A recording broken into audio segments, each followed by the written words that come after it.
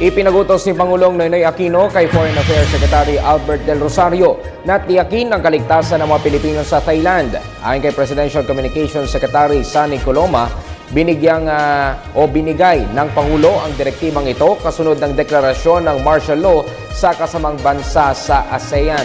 Una dito itinaas ng DFA sa Crisis Alert Level 2 ang sitwasyon sa Thailand kung saan pinag-iingat ang ating mga kababayan doon at pinaghahanda sa posibleng paglikas.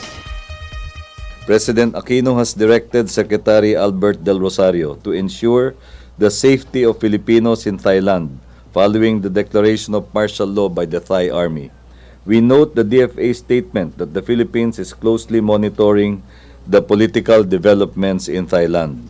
In the recently concluded ASEAN Summit in Myanmar, the Philippines supported the joint statement of the foreign ministers calling for a peaceful resolution to the ongoing challenge in Thailand through dialogue and observance of democratic principles and the rule of law.